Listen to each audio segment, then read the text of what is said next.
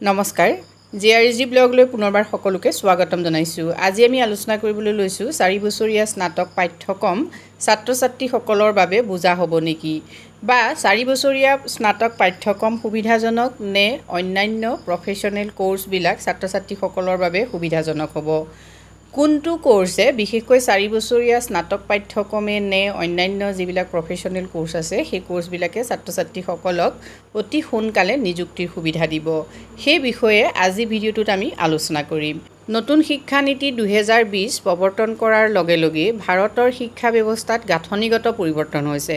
এই গাঁথনিগত পৰিৱৰ্তন সম্পৰ্কে আজি ভিডিঅ'টোত আমি আলোচনা নকৰোঁ, কিন্তু স্নাতক পৰ্যায়ত যি 4টা বছৰ কৰা হৈছে সেই 4টা বছৰে ছাত্ৰ ছাত্ৰীসকলক সুবিধা দিব নে অসুবিধা দিব, আজি ভিডিঅ'টোত আমি অকল সেই বিষয়টোতহে আলোচনা কৰিম। 4 বছৰীয়া স্নাতক পাঠ্যক্ৰমৰ সুবিধা অসুবিধালৈ যোৱাৰ আগতে আমি এটা কথা প্ৰথমতে ভালকৈ জানি লওঁ যে 4 বছৰীয়া এই যি স্নাতক পাঠ্যক্ৰম, এই স্নাতক পাঠ্যক্ৰম আগৰ 3 বছৰীয়া স্নাতক পাঠ্যক্ৰমৰ দৰে কিন্তু নহয়। অৰ্থাৎ আগৰ এনে আছিল যে 3টা বছৰ পঢ়াৰ পাছত ছাত্ৰ ছাত্ৰীসকলে BA পাছ বা BSc পাছ বা BCom পাছৰ এখন চাৰ্টিফিকেট পাব। অৰ্থাৎ 3টা বছৰৰ অন্তত ছাত্ৰ ছাত্ৰীসকলে সেই 3টা বছৰৰ ফলাফলটো একেলগে লাভ কৰে চাৰ্টিফিকেট আৰু মাৰ্কশ্বিটৰ জৰিয়তে। কিন্তু বৰ্তমান নতুন শিক্ষা নীতিয়ে সেই পদ্ধতিটো বা সেই ছিষ্টেমটো সম্পূৰ্ণ সলনি কৰিছে। অৰ্থাৎ ছাত্ৰ ছাত্ৰীসকলে যিহেতু স্নাতকত এডমিশ্যন লোৱাৰ পাছত 2টা ছেমিষ্টাৰ যেতিয়া কমপ্লিট কৰিব, অৰ্থাৎ এটা বছৰ যেতিয়া সম্পূৰ্ণ হ'ব, তেতিয়া ছাত্ৰ ছাত্ৰীসকলে BA চাৰ্টিফিকেট পাব। এই BA চাৰ্টিফিকেটখন ছাত্ৰ ছাত্ৰীসকলৰ কেনেধৰণৰ কামত আহিব, নেক্সট পৰ্যায়ত যেতিয়া তেওঁলোকে দ্বিতীয়টো বছৰ পঢ়িব, তাত আকৌ 2টা ছেমিষ্টাৰ হ'ব, অৰ্থাৎ অল টোটেল 4টা ছেমিষ্টাৰ হ'ব, আৰু তেতিয়া সেই 2টা ছেমিষ্টাৰ কমপ্লিট হোৱাৰ পাছত ছাত্ৰ ছাত্ৰীসকলে এখন ডিপ্ল'মা লাভ কৰিব। নেক্সট 3 ইয়েৰ্ছত ছাত্ৰ ছাত্ৰীসকলে পুনৰ ডিগ্ৰী চাৰ্টিফিকেট লাভ কৰিব। আকৌ নেক্সট 4 ইয়েৰত ছাত্ৰ ছাত্ৰীসকলে ডিগ্ৰী উইথ ৰিচাৰ্চ বুলি এখন চাৰ্টিফিকেট লাভ কৰিব। এতিয়া এই যি 4টা বছৰৰ যি প্ৰমাণপত্ৰ বা চাৰ্টিফিকেট, এই প্ৰমাণপত্ৰসমূহ ছাত্ৰ ছাত্ৰীসকলে কেনেকৈ ব্যৱহাৰ কৰিব পাৰিব। অৰ্থাৎ আমি বৰ্তমান অৱস্থাত দেখিছোঁ যে যিকোনো ধৰণৰ এটা যেতিয়া চাকৰি ওলায়, মানে যেতিয়া এটা এডভাৰটাইজ কৰা হয়, তাত সাধাৰণতে কি হয়, ছাত্ৰ ছাত্ৰীসকলক কি উত্তীৰ্ণ হ'ব সেইটো তাত উল্লেখ থাকে যে ছাত্ৰ ছাত্ৰীসকলে কি উত্তীৰ্ণ হ'লে সেই পোষ্টটোৰ বাবে আবেদন কৰিব পাৰিব। মানে এনেকুৱা ধৰণে থাকিব বোলে HS পাছ হ'ব লাগিব বা গ্ৰেজুৱেট হ'ব লাগিব। কিন্তু নতুন শিক্ষানীতিৰ অধীনত যিসকলে ইতিমধ্যে চাৰ্টিফিকেট, ডিপ্ল'মা এটচেট্ৰা লাভ কৰিব, সেইসকল ছাত্ৰ ছাত্ৰীৰ বাবে বিজ্ঞাপনবিলাকত যোগ্যতা বা ইলিজিবিলিটিৰ ক্ৰাইটেৰিয়াটো কেনেকৈ থাকিব সেইটো সকলোতকৈ গুৰুত্বপূৰ্ণ। যিহেতু 4টা বছৰ পঢ়াৰ পাছত ছাত্ৰ ছাত্ৰীসকলে 4খন চাৰ্টিফিকেট পাব, গতিকে প্ৰতিটো পোষ্টৰ এগেইনষ্টত কোনোবাটো পোষ্টত হয়তো এনেকৈ থাকিব যে গ্ৰেজুৱেট উইথ চাৰ্টিফিকেট বা চাৰ্টিফিকেট যিসকলৰ আছে তেওঁলোকে কি কৰিব পাৰিব, আবেদন কৰিব পাৰিব। নেক্সট আহিব ডিপ্ল'মা যাৰ আছে তেওঁলোকে পাৰিব, মানে গ্ৰেজুৱেশ্যনৰ ডিপ্ল'মা যাৰ আছে।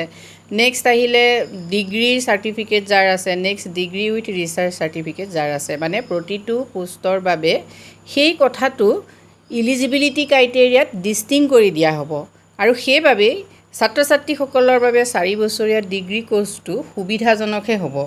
যিহেতু 3 বছৰীয়া ডিগ্ৰী কোৰ্ছত এজন ছাত্ৰই যদি মাজতে তেওঁ পঢ়া এৰি দিয়ে, তেতিয়াহ'লে তেওঁ সেই 2 বছৰ যদি পঢ়ে বা এবছৰ পঢ়ে সেইটো অথলে যায়।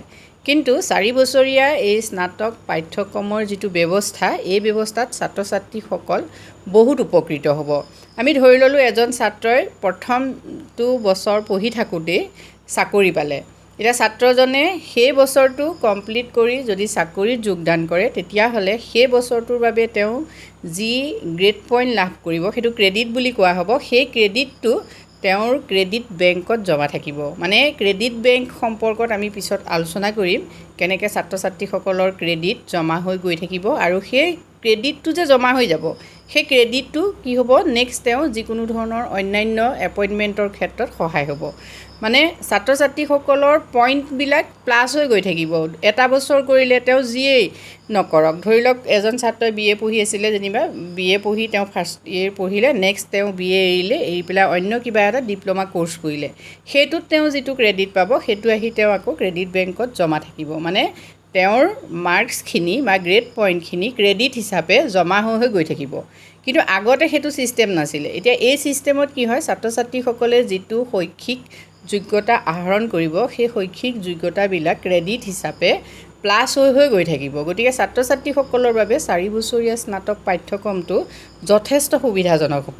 যিকোনো অসুবিধাৰ বাবে তেওঁলোকে যদি 4টা বছৰ কমপ্লিট কৰিব নোৱাৰে বা 3টা বছৰ স্নাতকত কমপ্লিট কৰিব নোৱাৰে, তেতিয়াহ'লে তেওঁলোকে মাজত গেপ দি 2টা বছৰ ধৰি লওক পঢ়িলে, আকৌ 1টা বছৰ গেপ দিলে, 2টা বছৰ গেপ দিলে, বা 3 বছৰৰ পাছতো যদি তেওঁলোক আকৌ 3য় বছৰটোত তেওঁ আহি স্নাতক কৰিব খোজে, তেতিয়াহ'লে 3য় বছৰত তেওঁ স্নাতক কৰি ডিগ্ৰী চাৰ্টিফিকেট গ্ৰহণ কৰিব পাৰিব। এই কথাখিনি ছাত্ৰ ছাত্ৰীসকলৰ বাবে নিশ্চয় সুবিধাজনক হ'ব। তাৎক্ষণিক নিযুক্তি লাভ কৰাৰ ক্ষেত্ৰত 4 বছৰীয়া স্নাতক পাঠ্যক্ৰমে ছাত্ৰ ছাত্ৰীসকলক সুবিধা প্ৰদান কৰিব। যেনেকৈ প্ৰফেশ্যনেল কোৰ্চ এটা ধৰি ল'লোঁ, আমি এবছৰীয়া আমি কিবা কম্পিউটাৰ কোৰ্চ এটা কৰিলোঁ, তাৰপিছত আমি সেই কম্পিউটাৰ কোৰ্চৰ যিখন চাৰ্টিফিকেট সেইখন ব্যৱহাৰ কৰি আমি যিকোনো ধৰণৰ চাকৰিৰ বাবে আবেদন কৰিব পাৰোঁ। ঠিক একেদৰে এতিয়াও স্নাতকৰ এখন চাৰ্টিফিকেট লাভ কৰাৰ পাছত সেই চাৰ্টিফিকেটখন তেওঁলোকে প্ৰডিউচ কৰি চাকৰিৰ বাবে আবেদন কৰিব পাৰিব। এনেকুৱা ধৰণৰ কিছুমান সুবিধাৰ সৃষ্টি হ'ব। মানে ছাত্ৰ ছাত্ৰীসকলে অতি সোনকালে নিযুক্তিৰ বাবে তেওঁলোকৰ যিখিনি ইলিজিবিলিটি সেইখিনি গোটাব পাৰিব এই 4 বছৰীয়া স্নাতক পাঠ্যক্ৰমৰ জৰিয়তে। গতিকে যিসকল ছাত্ৰ ছাত্ৰীয়ে মনতে ভাবি আছে যে 4 বছৰীয়া পাঠ্যক্ৰম আমি BA পঢ়িম জানো বা BSc কৰিম জানো বা BCom কৰিম জানো, সেইসকল ছাত্ৰ ছাত্ৰীৰ বাবে এই কথাখিনি আলোচনা কৰিলোঁ। আজি ভিডিঅ'টোৰ জৰিয়তে আমি তোমালোকক 4 বছৰীয়া পাঠ্যক্ৰমৰ এক সম্যক ধাৰণাহে আগবঢ়াইছোঁ। এই সম্পৰ্কত তোমালোকৰ মতামত কি কমেণ্ট কৰি জনাবলৈ নাপাহৰিবা। আজিলৈ ইমানেই, ধন্যবাদ।